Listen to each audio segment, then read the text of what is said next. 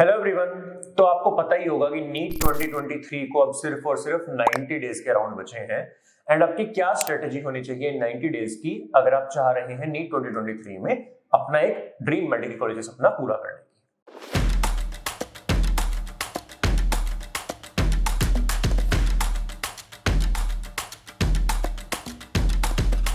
सो इस वीडियो में मैं बात करूंगा फ्रेशर्स के लिए, मतलब जो लोग अभी 12th के एग्जाम्स देने वाले हैं उन लोगों की। ड्रॉपर लोगों के लिए भी, ड्रॉपर बैच के बच्चों के लिए भी मैं एक नई वीडियो लेके आऊंगा, तो मेक श्योर आपने चैनल को सब्सक्राइब किया हुआ है। तो अगर आप अभी 12th क्लास में हैं, अब आपके मन में दो क्वेश्चंस आ रहे होंगे कि मुझे अभी बोर्ड से फोकस करना चाहिए या मुझे नीट की तरफ देखना चाहिए।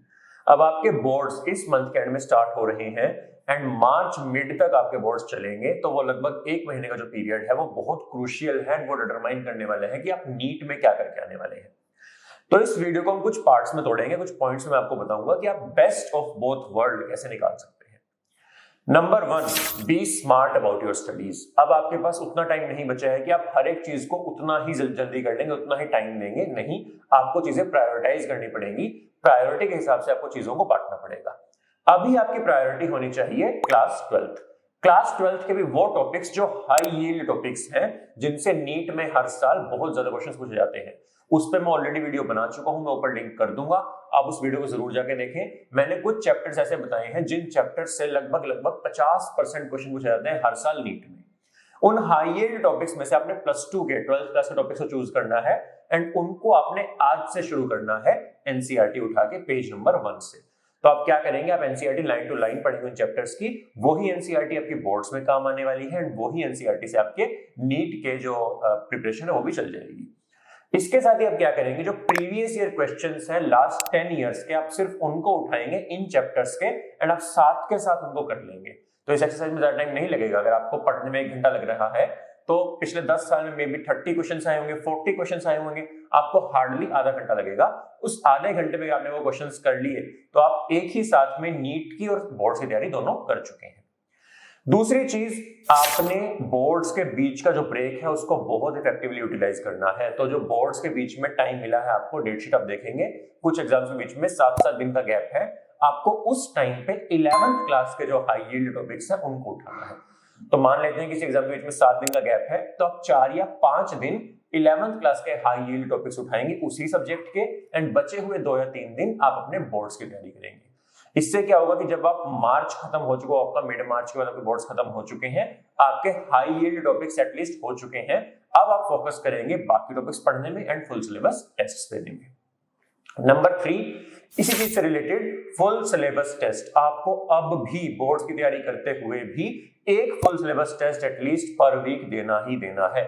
डजंट मैटर आपकी तैयारी कितनी हुई है, आपको आज से ही आदत डालनी है, या तो संडे टू संडे या किसी भी दिन आपने एक टेस्ट जरूर देना है फुल सिलेबस का, जिसमें 11th एंड 12th का पूरा सिलेबस आया हो। आपने उस टेस्ट की एनालिसिस करनी है एंड वो टॉपिक्स जो आपके सबसे वीक रहे हैं आपको उन्हें एक सेपरेट पेज पे नोट डाउन कर लेना है एंड उन टॉपिक्स को आपने अपनी हाई प्रायोरिटी लिस्ट में डालना है। नंबर 4, बोर्ड एग्जाम्स लिखते हुए आपने ध्यान रखना है प्रेजेंटेशन पे। ये चीज आपको समझनी पड़ेगी कि अगर आप नीट की तैयारी कर रहे हैं, हमारी जो माइंडसेट होती है वो होती है सॉल्यूशन ओरिएंटेड, कि इस क्वेश्चन का क्या आंसर होगा, मैं उस पे पहुंच जाऊं।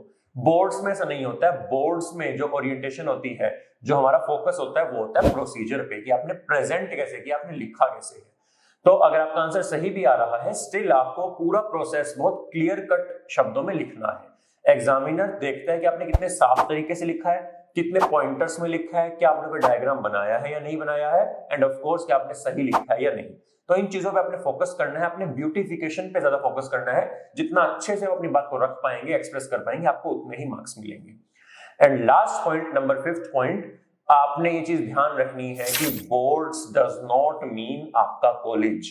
सैडली अब किसी भी कॉलेज में, किसी भी अच्छे कॉलेज में आपको बोर्ड्स के मार्क्स के बेसिस पे एडमिशन नहीं मिलता है। तो आपको बोर्ड्स को उतना ही इंपॉर्टेंस देनी है जितना वो डिजर्व करते हैं। अगर आप बोर्ड्स में 99% लाने के चक्कर में लग गए और आपने नीट एग्जाम को बिल्कुल ही इग्नोर कर दिया तो आपका 1 साल वेस्ट होगा ही होगा, आपको ड्रॉप लेना ही पड़ेगा। वहीं अगर आप बोर्ड्स में आप 90 या 95% मार्क्स टारगेट कर रहे हैं, नीट पे मेन फोकस कर रहे हैं, तो भले ही बोर्ड्स में कुछ परसेंटेज कम आ जाए बट आप अपना कॉलेज इस साल ही ले पाएंगे। सो मेक श्योर आप बोर्ड्स को उतनी ही इंपॉर्टेंस दें जितना वो डिजर्व करते हैं, ना उससे ज्यादा और ना ही उससे कम। वीडियो अच्छी लगी तो please like the video, leave a comment, अगर कोई भी डाउट आप नीचे पूछ सकते हैं, please share it with your friends, please subscribe to the channel. Thank you, all the best.